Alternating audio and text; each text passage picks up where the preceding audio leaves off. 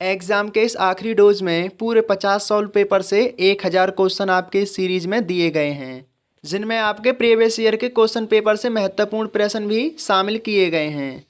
तो इस वीडियो में आप हमारे साथ आखिरी तक बने रहिए और सभी प्रश्नों को ध्यानपूर्वक पढ़िए। और अगर आप अभी चैनल पर नए हैं तो प्लीज़ चैनल को सब्सक्राइब कर लीजिए और बेल आइकन भी प्रेस कर दीजिए ताकि आने वाली वीडियो की नोटिफिकेशन आप तक पहुंच सके। तो शुरू करते हैं। पहला है क्वेश्चन नंबर 101। इस सीरीज के 100 क्वेश्चन हम इससे पिछली वीडियो में पढ़ चुके हैं। अगर आपने नहीं देखे हैं तो प्लीज़ उनको जाकर देखिए, क्योंकि सभी प्रश्न बहुत महत्वपूर्ण हैं और काफ़ी मेहनत के साथ बनाए गए हैं। और उन प्रश्नों की वीडियो की लिंक मैं आपके डिस्क्रिप्शन बॉक्स में दे दूंगा। तो आइए शुरू करते हैं। पहला है 1965 के भारत पाक युद्ध के दौरान भारत का नेतृत्व करने वाले प्रधानमंत्री कौन थे? तो आपका सही उत्तर होगा जवाहरलाल नेहरू। अगला प्रश्न है किस साम्राज्य के शासनकाल को भारतीय सभ्यता का स्वर्ण युग कहा जाता है? तो इसका सही उत्तर हो जाएगा गुप्त साम्राज्य के काल को। अगला प्रश्न है वायुमंडल में सबसे ज़्यादा मात्रा में कौन सी गैस पाई जाती है? तो इसका सही उत्तर हो जाएगा नाइट्रोजन, जो कि 71% पाई जाती है। अगला प्रश्न है विश्व की सबसे गहरी झील कौन सी है? तो इसका सही उत्तर हो जाएगा बैकाल झील। अगला प्रश्न है मटकी किस राज्य की नृत्य शैली है? तो इसका सही उत्तर हो जाएगा मध्य प्रदेश। अगला प्रश्न है स्वतंत्रता के बाद रियासतों के एकीकरण में सबसे महत्वपूर्ण भूमिका किसने निभाई? तो सही उत्तर होगा सरदार वल्लभ भाई पटेल ने। अगला प्रश्न है प्रसिद्ध नाटक शकुंतला किसने लिखी? सही उत्तर होगा महाकवि कालिदास ने। महाकवि कालिदास की सभी महत्वपूर्ण रचनाओं को याद करने की ट्रिक मैंने अलग से बनाई है। अगर आपने वो वीडियो नहीं देखी है तो प्लीज़ जाकर देखिए, मैंने वो डिस्क्रिप्शन बॉक्स में दे दी है। नेक्स्ट है ज्वार सबसे ऊंचा कब होता है? सही उत्तर होगा जब सूर्य और चंद्रमा पृथ्वी के एक ही ओर होते हैं। ये ज्वार शब्द आपका भूगोल से संबंधित है, ज्वार और भाटा आपने पढ़ा होगा। अगला प्रश्न है कौन सा राज्य भारत के वृहद प्रायद्वीपीय पठार का भाग नहीं है? तो इसका सही उत्तर हो जाएगा मध्य प्रदेश। अगला प्रश्न है कौन सी कायांतरित सेल है? तो इसका सही उत्तर होगा संगमरमर, यानी संगमरमर एक कायांतरित सेल होती है। अगला प्रश्न है सार्क का पूर्ण रूप क्या है? तो इसका सही उत्तर हो जाएगा south Indian association for regional cooperation. अगला प्रश्न है भारत आने वाले सागरीय मार्ग की खोज किसने की थी? तो इसका सही उत्तर हो जाएगा Vasco the gamma. Vasco the gamma एक यूरोपीय व्यक्ति था जो कि कोलंबो से 1998 ईस्वी में भारत आया था और इसे भारत की खोज करने का श्रेय प्राप्त है। अगला प्रश्न है सुएज नहर के खुलने से किन दो महाद्वीपों के बीच का मार्ग छोटा हो गया? तो इसका सही उत्तर होगा यूरोप से एशिया और पूर्वी अफ्रीका। अगला प्रश्न है प्रथम विश्व युद्ध कब लड़ा गया था? तो इसका सही उत्तर हो जाएगा 1914 ईस्वी से 1918 ईस्वी तक। अगला प्रश्न है किसके शासनकाल के दौरान मराठा सत्ता सर्वोच्च शिखर और सत्ता पर थी? तो इसका सही उत्तर होगा बालाजी बाजीराव के दौरान। अगला प्रश्न है सत्यशोधक समाज की स्थापना किसने की थी? तो इसका सही उत्तर होगा महात्मा फुले ने। अगला प्रश्न है भारत के राष्ट्रीय गान जन गण मन के रचयिता कौन थे? तो इसका सही उत्तर हो जाएगा रविंद्रनाथ टैगोर। अगला प्रश्न है भारत का महान ज्येष्ठ व्यक्ति grand old man of India के नाम से कौन प्रसिद्ध है? तो इसका सही उत्तर होगा दादा भाई नौरोजी। अगला प्रश्न है सविनय अवज्ञा आंदोलन कब प्रारंभ हुआ था? तो इसका सही उत्तर हो जाएगा 12 मार्च 1930 को और ये 6 अप्रैल 1930 तक चला था। सविनय अवज्ञा आंदोलन के दौरान भारतीयों ने सभी अंग्रेजी स्कूलों, कॉलेजों और उनके दफ्तरों में जाना बंद कर दिया था और जितने भी भारतीय वस्त्र और भारतीय वस्तुएं थी उनका उपयोग करना शुरू कर दिया था। तो अगला प्रश्न है किस प्रधानमंत्री ने समाजवाद की विचारधारा को आगे बढ़ाया? तो इसका सही उत्तर होगा पंडित जवाहरलाल नेहरू ने। अगला प्रश्न है भारत के अरब सागर और बंगाल की खाड़ी से लगे समुद्र तट की लंबाई कितनी है? तो इसका सही उत्तर होगा 61 किलोमीटर। अगर प्रश्न आपको महत्वपूर्ण लगते हैं तो प्लीज़ वीडियो को लाइक कीजिए और आने वाली वीडियो के लिए चैनल को भी ज़रूर सब्सक्राइब कर लीजिए, क्योंकि सभी प्रश्न महत्वपूर्ण हैं। एग्जाम आपके बहुत नज़दीक है तो इसलिए आपको ये सभी प्रश्न पढ़ने बहुत ज़रूरी हो जाते हैं। अगला प्रश्न है कृष्णा नदी का उद्गम स्थल किसके समीप है? तो इसका सही उत्तर हो जाएगा महाबलेश्वर के समीप। अगला प्रश्न है पृथ्वी 1 घंटे में कितने देशांतर घूम लेती है? तो इसका सही उत्तर होगा 15 डिग्री। अगला प्रश्न है चंद्र ग्रहण कब होता है? सही उत्तर होगा जब पृथ्वी सूर्य और चंद्रमा के बीच आ जाती है। अगला प्रश्न है ब्रिटिश शासन द्वारा किन स्थानों के बीच प्रथम रेलवे लाइन शुरू की गई थी? सही उत्तर होगा मुंबई से ठाणे के बीच। अगला प्रश्न है भारत का राष्ट्रीय पशु क्या है? तो इसका सही उत्तर हो जाएगा बाघ। अगला प्रश्न है भारतीय वायुसेना में कमीशन्ड अधिकारी का सबसे छोटा पद क्या होता है? तो इसका सही उत्तर होगा पायलट ऑफिसर। अगला प्रश्न है युद्ध में साहस और पराक्रम के प्रदर्शन के लिए दिया जाने वाला भारत का सर्वोच्च सैनिक अलंकरण कौन सा है? तो इसका सही उत्तर होगा परमवीर चक्र। अगला प्रश्न है विश्व का सबसे बड़ा महाद्वीप कौन सा है? सही उत्तर होगा एशिया। अगला प्रश्न है ऋतुएं किन कारणों से होती हैं? तो इसका सही उत्तर होगा सूर्य के चारों ओर पृथ्वी का परिक्रमण के कारण। अगला प्रश्न है पृथ्वी की सतह से सबसे दूर वायुमंडलीय परत किस नाम से विदित है या जानी जाती है? तो इसका सही उत्तर होगा बहिर्मंडल, और सबसे ऊपर हमारा बहिर्मंडल ही होता है। अगला प्रश्न है DCM ट्रॉफी का संबंध किस खेल से है? तो इसका सही उत्तर हो जाएगा फुटबॉल से। अगला प्रश्न है अल्लाह रखा किस वाद्य यंत्र के लिए मशहूर थे? तो इसका सही उत्तर हो जाएगा तबला के लिए। अगला प्रश्न है वह मुगल बादशाह है जिसने 15 वर्ष निर्वासित होकर गुजारे थे? तो इसका सही उत्तर होगा हुमायूं, जिसे शेरशाह सूरी ने हराया था। अगला प्रश्न है राज्यसभा की बैठकों की अध्यक्षता कौन करता है? तो इसका सही उत्तर हो जाएगा उपराष्ट्रपति। अगला प्रश्न है किस गुफा में त्रिमूर्ति ब्रह्मा विष्णु महेश के मुखमंडल की मूर्ति स्थित है? तो इसका सही उत्तर हो जाएगा एलिफेंटा की गुफा में। अगला प्रश्न है लक्षद्वीप की राजधानी क्या है? तो इसका सही उत्तर होगा कवारत्ती। अगला प्रश्न है महाराष्ट्र में सर्वाधिक मात्रा में पाई जाने वाली उपलब्ध मृदा का प्रकार क्या है? तो इसका सही उत्तर होगा काली मिट्टी।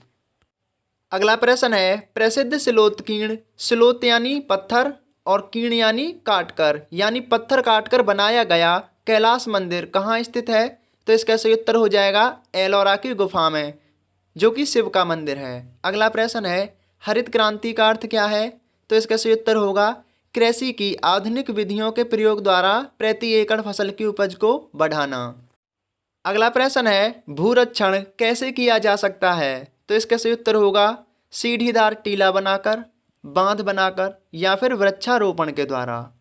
अगला प्रश्न है जम्मू और कश्मीर का रेल पथ किस रेल जोन के अंतर्गत आता है? तो इसका सही उत्तर होगा उत्तरी रेलवे जोन के अंतर्गत।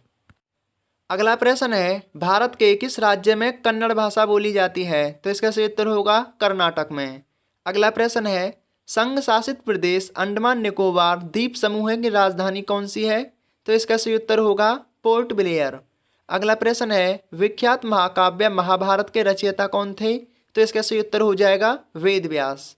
अगला प्रश्न है गीतांजलि के कवि कौन है? तो इसका सही उत्तर होगा रविंद्रनाथ टैगोर।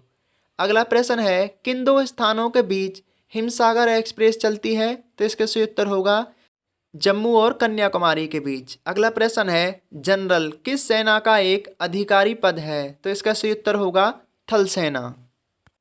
अगला प्रश्न है भारत के किस राज्य में पवित्र तीर्थ स्थल अमरनाथ स्थित है? तो इसका सही उत्तर होगा जम्मू एवं कश्मीर। अगला प्रश्न है विख्यात पर्यटन स्थल गुलमार्ग भारत के किस क्षेत्र में स्थित है? तो इसका सही उत्तर होगा कश्मीर में। अगला प्रश्न है रेल पथ के नैरो गेज की चौड़ाई कितनी होती है? तो इसका सही उत्तर होगा 2 मीटर 6 फीट।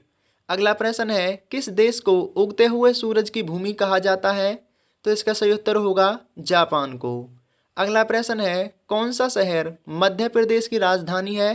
तो इसका सही उत्तर हो जाएगा भोपाल। अगला प्रश्न है किस राज्य में मलयालम भाषा बोली जाती है? तो इसका सही उत्तर होगा केरल में।